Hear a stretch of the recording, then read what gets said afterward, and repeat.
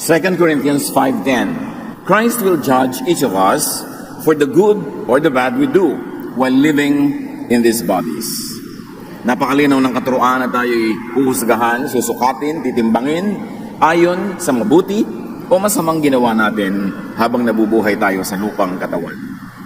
Sa mga theological battles, sa mga pagdedebate kung ano ang tamang doktrina at kung ano pa, mayroong usually nagiging casualty at ito ay ang kabutihan, kabaitan, paggawa ng mabuti.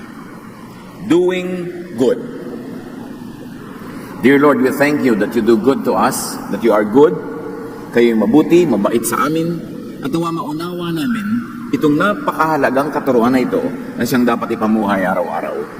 Forgive us our sins, O God. Cleanse us. Empower us. Restore us. And now open our eyes to see more of you, to hear more of your wisdom, and give us, Lord, understanding. Give us the power. Give us the willpower to do good. In the name of your Son, Jesus, we pray with thanksgiving. Doing good is the earthly purpose of life, of spiritual life even. Maraming nagtatanong, nag-iisip, bakit ba ako nabubuhay? Ano ba ang dapat ay misyon ng buhay? Ito ay ang paggawa ng mabuti. Narito tayo sa lupang katawan na ito, sa buhay na ito, upang gumawa ng mabuti. Ephesians 2:10, for we are God's handiwork, created in Christ Jesus to do good works, which God prepared in advance for us to do. Tayo'y likha, gawa ng Diyos. Nilikha para gumawa ng mabuti. Ayon sa kay Kristo mismo. Ayon sa katuruan at ayon sa katauhan ni Kristo. At ang mabubuti daw na dapat natin gawin ay inilaan na, inihanda na noon pa man bago pa tayo isinilang. So know the good works, the major good works assigned for you to do by knowing, developing, and using your natural strengths. Kailangan alam natin, ano nga ba ang saysay ko sa buhay?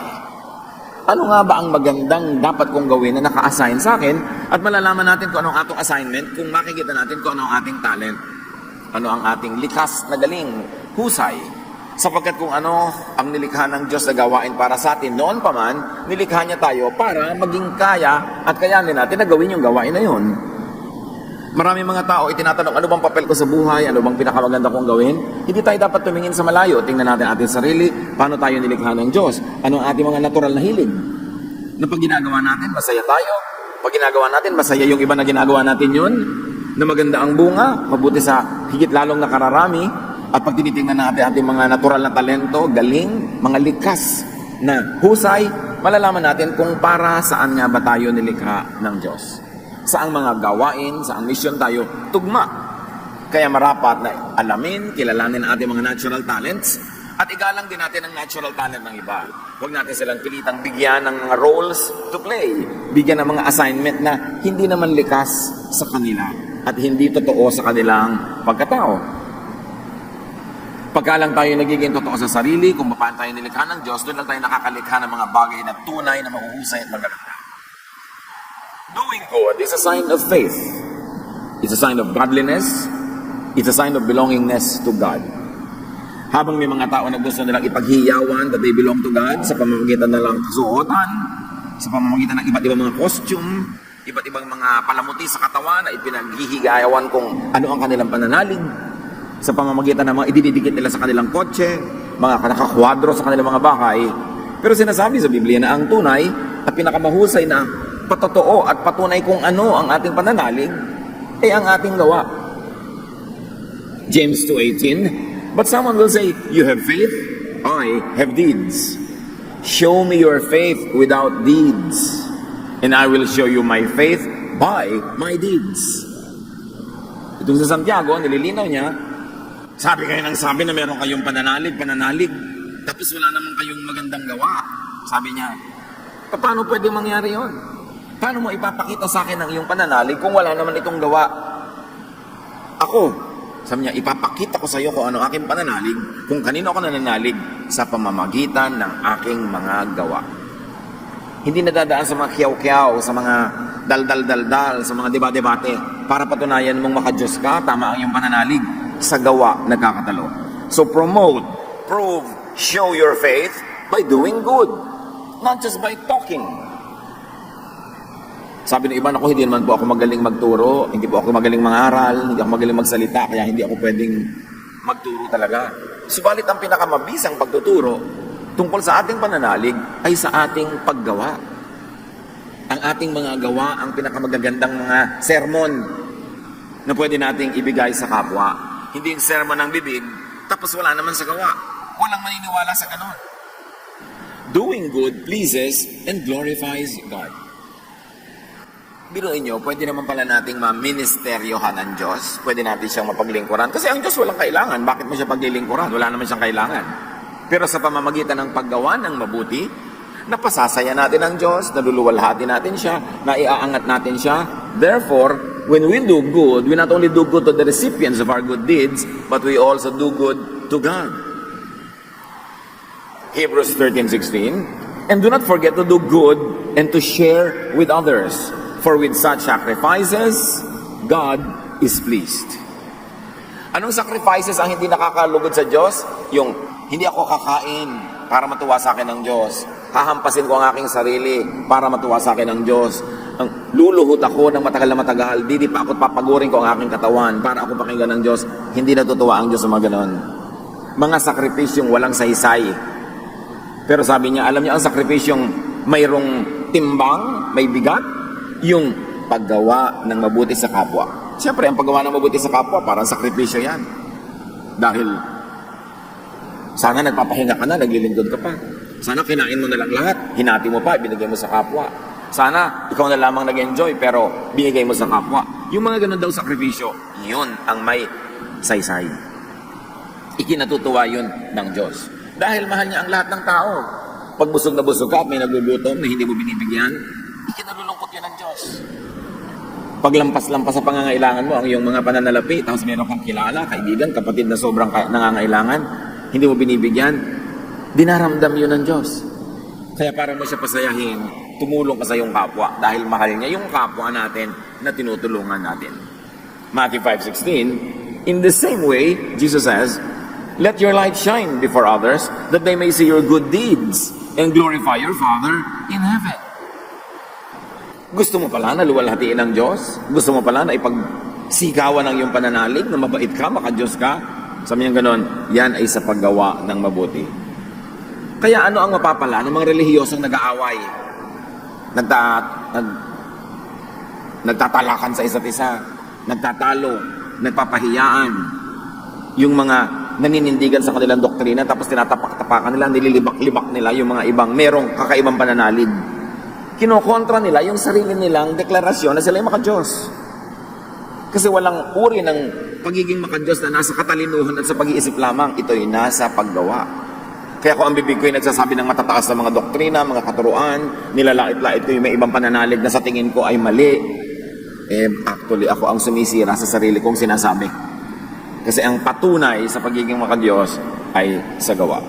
Doing good is high worship. Hindi lamang sa pagtataas ng kamay, pagkanta, hindi lang sa sabay-sabay na pagdadasal, hindi lang sa sabay-sabay na pagsasama-sama sa pagsamba, sumasamba ang tao. Pag gumagawa ka ng mabuti sa kapwa, lalo yung humahango ka sa kanilang kahirapan, nagdadamit ka sa mga hubad, nagpapakain ka sa mga gutom, ginagamot mo, inaalagaan ng mga may sakit, worship yon. Hindi lang sa worship service nangyayari ang worship. Doing good is prayer. Hindi lamang sa pagdasal, sa pagtiklop ng mga kamay at pag-usal ng mga dalangin, nagdadasal ang tao. Pag gumagawa ka ng mabuti, nagdarasal ka. Prayer in action. At yung papuri sa Diyos, yung hallelujah, praise God, purihin ang Diyos, Diyos namin, ikaw na pinupuri namin. Hindi lamang sa pagsasalita ng ganun pumupuri ang tao. Tuwing meron kang tinapay na hinati mo, kinibigay mo yung kalahati sa nagugutom, tuwing meron kang mga damit na ipinamigay mo sa mga nangangailangan dahil nasalanta ng mga bagyo, tuwing meron kang ginagawang pagtitiis para merong guminhawa, yon ay praise and worship. Huwag nating akalain na sumasamba ka lamang from 7 to 8:30 a.m. on a Sunday morning. Saka pupunta mag-worship. Well, maganda yon. Pero kung yun lang ang worship mo buong linggo, kulang yun. Taas ka ng taas ang kamay, may patambling-tambling pa, bumubula pa ang bibig sa kadadasal eh. Pagkatapos, Wala namang ginagawa mabuti sa kapwa. Sa palagay niyo ba, may saysay yun? That's why our whole life was a life of prayer, a life of praise, a life of worship. Na hindi ibig sabihin yun lang formal program na dinadaluhan natin, kundi sa mga ginagawa natin araw-araw. James 2:15-16, if you know someone who doesn't have any clothes or food, you shouldn't just say, I hope all goes well with you. I hope you will be warm and have plenty to eat. What good is it to say this unless you do something to help? Sabi ko noon, ang galing-galing mo magsabi, o sige, nagugutom ka pala, ipagpe-pray kita. O sige, may sakit ka pala, ipagpe-pray kita. Nawa, bigyan ka ng Panginoon ng mga kailangan mo sa buhay. Sabi ko noon, bulaklak lang yan ng dila, walang saysay yan, hanggang di ka pa tumutulong talaga. Kailangan may ginagawa ka, hindi lang sa bibig. At lalo sa napakarami mga tao ngayon, ang dali-daling maka-excuse sa pangangailangan ng iba. Ending mo lang ang usapan nyo. O sige, ipagpe-pray kita. Period, tatalikod ka na. Parang tapos ang kwentuhan, wala na akong pananagutan sa'yo. Yan na ang tulong ko sa'yo. Sinasabing malinaw, kulang yan. You don't really help until it hurts. So huwag tayong masanay sa pananampalataya sa bibig. Dapat sa gawa. Doing good is commanded. Jesus says in Mark 12:31, love your neighbor as yourself. There is no commandment greater than these. The other one, of course, is love God. Love is a verb. It's not only a noun. Love is action, not an idea. And Jesus commands his people to love, which really means do good to others. Not to accuse, not to judge, not to oppress others with your religious formalities. Ang kailangan ginagawa mo sa kapwa, laging gawan siya ng mabuti. Hindi, paano ko kaya i-convert ang utak nito para ang doktrina niya sumunod sa doktrina ko? Kung gusto mo siyang gawa ng mabuti, gumawa ka ng mga practical na bagay na papagaan sa kanyang buhay, makakatulong sa kanya, makakaangat sa kanya sa hirap. And here, this is a command. So check your obedience to the main teaching and command of Jesus, and that is to love. Kadalasan nga sa pagsisiksik natin ang ating mga doktrina, sa pagpipilit nating i-convert ang kapwa sa ating pananaw, nagiging unkind pa tayo, nagiging unloving pa tayo, nasasaktan natin ang kanilang damdamin, nalalait natin sila, at kung hindi sila makinig sa atin, itinatakwil natin, ipinupuwera natin, ginagantihan natin, tinitikis, kabaligtaran ng turo ni Jesus. So, to not love is to sin because to love is commanded. And that is the law of Jesus. Sabi niya, this is the highest law. Love God and love others. So if you don't love, if you don't do good, you are breaking the highest law. Kahit sinusunod mo pa yung mga mumunting mga law ni Moses. Kung paano mo ginugupit ang iyong buhok, anong kinakain mo, anong hindi mo kinakain, anong kulay ang sinusuot mo, ilang beses ka nagdadasal, anong version ng Bible ang hawak mo. Kung napaka-obedient mo sa mga yon, pero wala kang ginagawang mabuti sa kapwa, baliwala. Doing good is exemplified by the Lord Jesus Himself.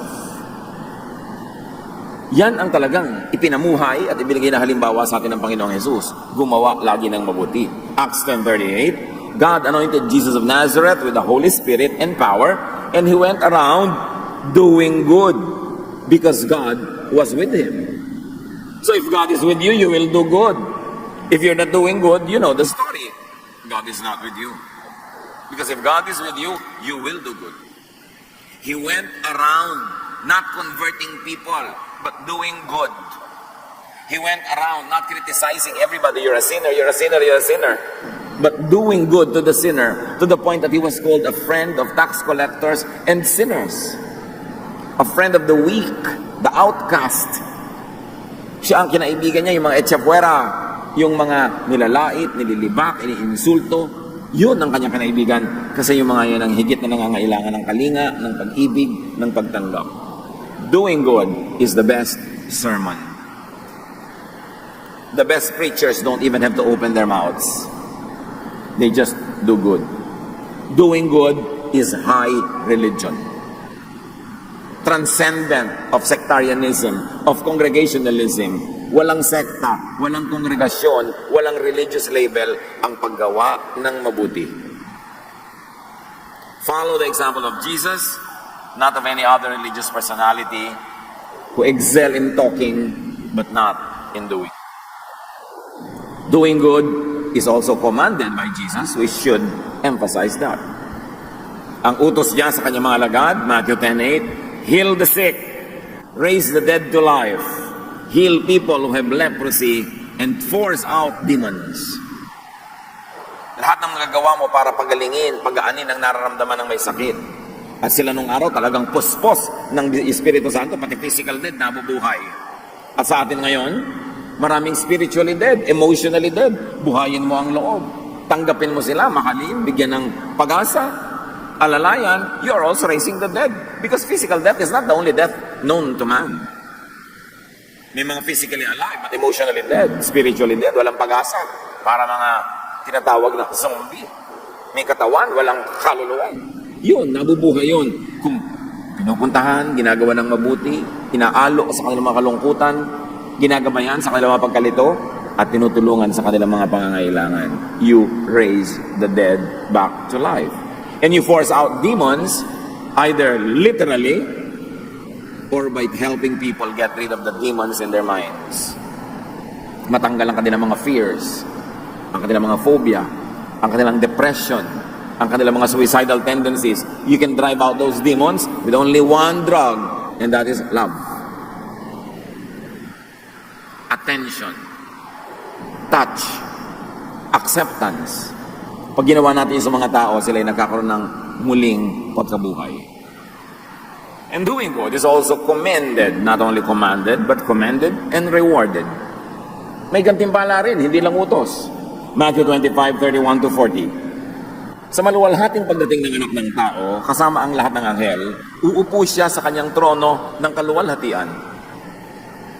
Titipunin sa harapan niya ang lahat ng mga bansa at sila ay kanyang pagbubuko-buko rin, tulad ng ginagawa ng pastor sa mga tupa at mga kambing.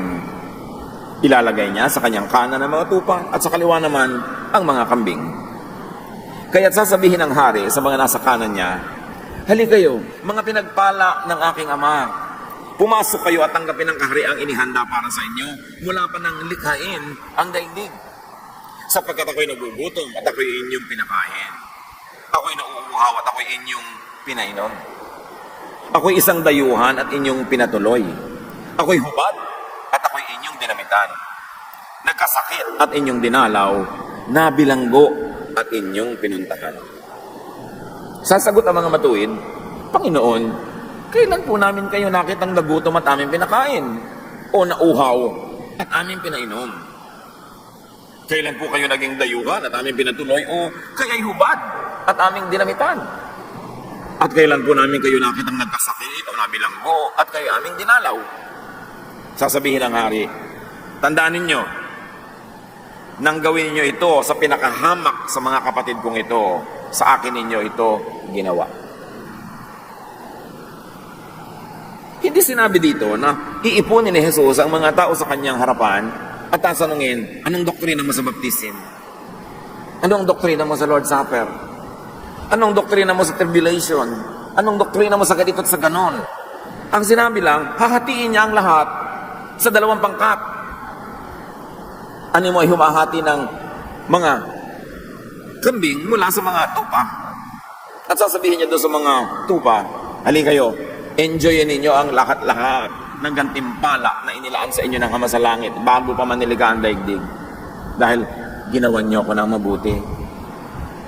Kaya naman po namin kayo ginawa ng mabuti, Diyos naman kayo, hari naman kayo, ano mang mabuting magagawa sa inyo, ano bang pangangailangan ninyo para tulungan namin kayo." At sabi ng hari na si Jesus na nagsasalita, "Lahat ng ginawa niyo sa mga hamak, sa mga kawawa, sa mga gutom, sa mga mahihirap, sa mga naaapi, sa nagdurusa, bibilangin ko na ginawa nyo sa akin, therefore ako ang magbabayad sa inyo." Ang linaw naman. Tapos ang laging pinagtatalunan ng mga tao, religious doctrine. Tapos pag titignan mo yung buhay, walang gawang mabuti. Sayang. Isang malaking kabulagan, isang malaking pandaraya ng kaaway, nalibangin ka sa relihiyon, tapos wala ka naman magandang gawa. Doing good also does you good. Aside from the reward in eternity that Jesus is talking about, doing good makes you feel good. Dahil tayo nilikha sa wangis ng Diyos, ang Espiritu ng Diyos ay nananahan sa atin. Pag gumagawa tayo ng mabuti, sumasaya tayo dahil sumasaya yung Diyos na nananahan sa atin. Pero pag gumagawa tayo ng masama, kahit pa nga sanay na tayong gumawa ng masama, inuusig pa rin tayo ng ating budhi. There's still a part of us that cries, that weeps, that dies whenever we do bad to others. Kahit gaano tayo kasanay, meron pa rin tayong budhi na umuusig sa atin pag gumagawa tayo ng mali. So pag gumagawa ka ng mali, lugi ka kasi inuusig ka ng sarili mong budhi at hindi mo naman maiwawagwag yun kahit saan ka pumunta, dala mo yun. Pero wagi ka pag gumawa ka ng mabuti dahil yung Diyos, yung Espiritu ng Diyos na nananahan sa puso mo ay lumiligaya, natural kasama kang lumiligaya. Pag pinupuri mo ang Diyos, pagka siya ay tinataas mo, natataas ka rin kasi nananahan sa iyo yung Diyos. Alam naman tumaas siya, maiwan ka. Siyempre kasama ka. Kaya nakakabuti sa atin ang paggawa ng mabuti. Bukod sa nakakabuti sa kapwa. Meanwhile, not doing good will be punished. Dalawa ang mukha niyan. Merong ibibigay na gantimpala at meron din namang parusa ang hindi paggawa ng mabuti. Matthew 25:41 to 45 sa pagpapatuloy. Sasabihin naman niya sa mga nasa kaliwa, lumayo kayo sa harapan ko, kayo mga isinumpa. Doon kayo sa apoy na di namamatay na inihanda para sa dyablo at sa kanyang mga kampon. Sapagkat hindi ninyo ako pinakain nung ako'y nagugutom. Hindi ninyo ako pinainom nung ako'y nauuhaw.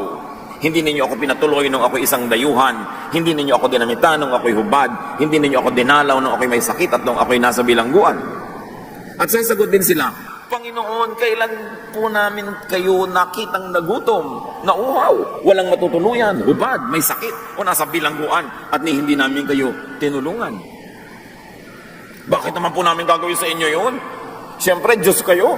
Kung nakita namin nangyari yan, lahat gagawin namin para pumapel, para magpakabait sa inyo. At sasabihin sa kanila ng hari, tandaan ninyo, nang pagkaitan ninyo ng tulong, ang isa sa mga pinakahamak sa mga ito, ako ang inyong pinagkaitan. So hindi na naman sinabi ni Jesus, ipapadala ko sa impyerno ang mga ganito ang relihiyon, ganito ang sekta, ganito ang ganon, ganon ang ganyan.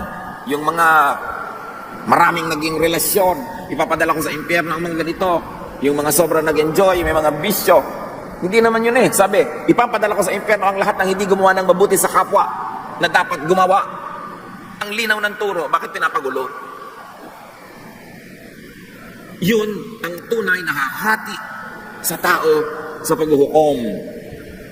Kung gumawa ka ba ng mabuti o hindi. At lalo na kung gumawa ka pa ng masama. Pakalinaw-linawin natin sa utak natin itong mga napakasimpleng katuroan para hindi tayo nabibighani na magpalito sa maraming mga bagay at malimot natin yung mga talagang tunay na mahalaga. Hindi yung religious label, hindi yung sobrang busisi ng religious doctrine, yung paggawa ng mabuti at walang nakakalito doon. Hindi mo kailangan mag-Bible school para magawa yun. Hindi mo kailangan ng napakataas na pagsasanay para magawa yun. Susundin mo lang ang likas na kabutihan na itinanim sa iyo sa puso ng Diyos. At hindi mo naman susundin ang likas na kasamaan na itinatanim ni Satanas sa iyong puso. Pipili ka lang lagi kung gagawa ka ng mabuti o ng hindi mabuti. At hindi yun mahirap pagpilian. Earthly life is short, but it's long enough to do much good. So do good instead of non-good or nothing. And of course, very importantly, do good instead of bad. Choose to do good.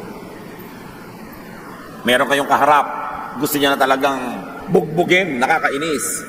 Choose to do good. Merong tao napakahirap mahalin, ang sarap kamuhian. Choose to do good. May gumagawa sa inyo ng masama, ang sarap gantihan. Choose to do good. Yun ang ibig sabihin na maging anak ng Diyos. At lahat ng yan, nakasulat. Bubuksan ng aklat. Re-reviewin ang lahat. At ngayon, with knowledge of computers, alam natin na posible talaga nangyari yun. Kalista lahat.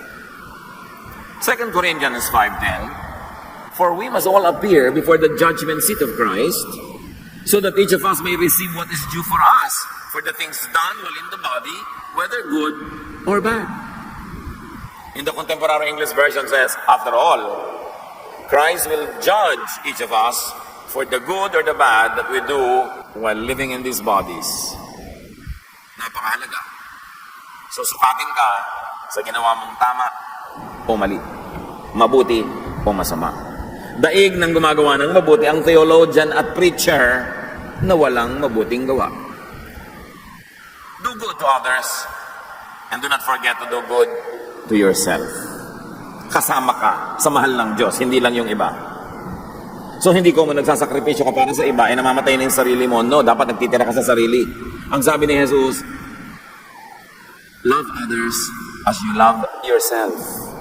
Love others in the same way you love yourself. Hindi niya sinabing love others and don't love yourself. Sabi niya, mahal mo ang sarili mo, natural. Nilikha ka ng Diyos, itinanim niya sa puso mo ang pagmamahal sa sarili mo para hindi mo patayin ang sarili mo, kundi para buhayin mo ang sarili mo. So, hindi masamang mahalin ang sarili. Pero sabi, huwag sarili lang. Mahalin mo rin ang iba kung gaano mo kamahal ang sarili mo. At masama namang mahalin mo ang iba tapos hindi mo mahal ang sarili mo. Dapat pareho. Importante yan. Mark 12:31, the second most important commandment says, love others as much as you love yourself. Ang tunay na maka-Diyos, minamahal din ang sarili. Hindi yung sobrang pagtitiis. Hindi ikinalulugod ng Diyos pag nagdurusa ka ng hindi naman kailangan. Kung meron kang pagdurusa, yun ang dahil may nawala sa iyong kaputol at ibinigay mo sa iba. Pero yung lahat-lahat ibinigay mo, namatay ka sa gutom, hindi nakakalugod sa Diyos yun. Kailangan nagtitira sa sarili. Love, take care of, and do good to yourself. To your physical, mental, and emotional health. Pagsamba rin sa Diyos, pagpupuri, pasalamat, na alagaan ang sarili. So eat properly and well. Correct nutrition is great doctrine. Meron ang galing-galing sa doktrina. Pinag-aawayan, binabakbakan kung paano babalik si Jesus, kung kailan, kung ano ang tamang ganito kainin sa Lord's Supper, blah blah blah. Tapos kung makakain ng mga pagkain nakakalasa sa katawan ay wagas. Binabaliwala mo yung doktrina. Kailangan ina-apply sa sarili. Tama dapat, nagpapahinga. Ang pahinga, iniutos ng Diyos.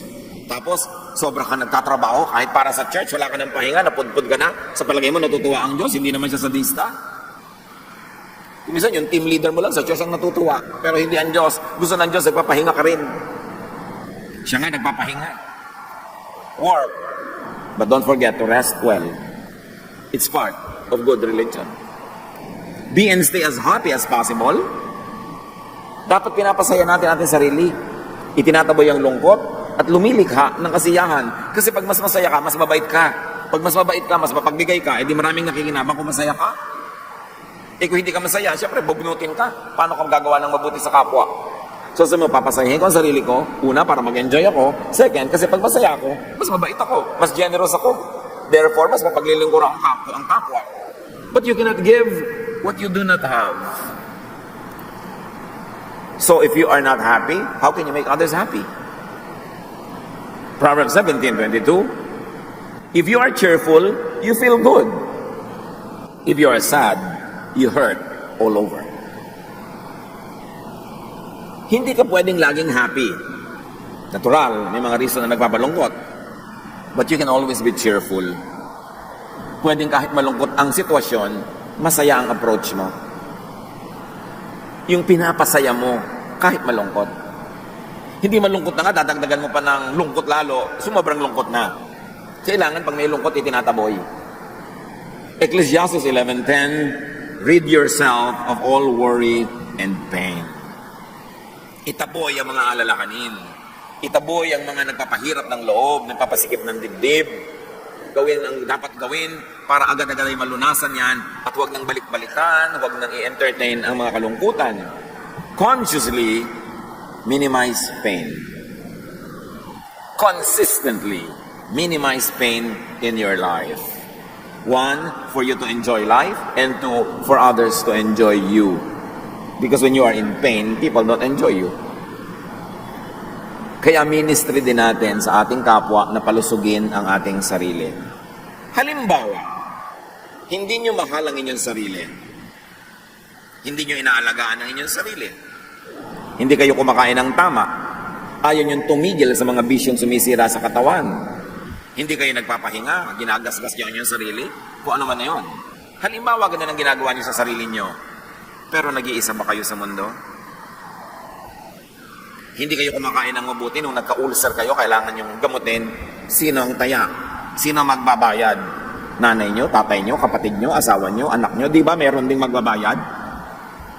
Ay, wala akong pakialam sa buhay, kakain ako ng lahat ng gusto ko, lahat ng nakaka-cancer, lahat ng nakaka-ulcer, lahat ng mga nakakaganon. O ngayon, pag may cancer kayo, sino magpapagamot sa inyo? Kayo ba? Di ba yung mga taong responsable na nasa paligid nyo? Kung mahal nyo ang mga tao sa paligid, kung tayo yung mga responsableng tao, palulusugin nyo ang inyong sarili dahil pag nagkasakit kayo, sila makakagastos. At kung sakasakaling bigla kayong namatay, sila ang magpapalibing sa inyo. Wala kayong pwedeng gawin na pagsira sa sarili na hindi madadamay ang kapwa. Kaya kung responsable kang tao, pinalulusog mo ang sarili mo. Tatay ka, may mga anak kang papalakihin, pag-aaralin. Magtanggal ka ng mga bisyo, palusugin mo ang sarili mo. Kasi pag nabaldado ka, hindi mo mapag-aaral ang mga anak mo, hindi mo sila mapapakain. At kung ipapagamot ka pa sila ngayon ang gagastos. Hindi tayo nabubuhay para sa sarili lamang. Kaya tinuturo ni Jesus, mahalin mo ang sarili mo. Kasi pag hindi mo minahal ang sarili mo, mauobliga yung mga nasa paligid mo na sila ang magmahal sa'yo. Sila ang mag-aalaga sa'yo. Sila ang gagastos para sa'yo. Kasi hindi mo inaalagaan ang sarili mo. At ang daming ganong tao. Ilulublob ang sarili sa bisyo, ilulublob ang sarili sa pagsira ng katawan, at pag nagkasakit, iba ang taya. Siyempre, dahil wala silang pera.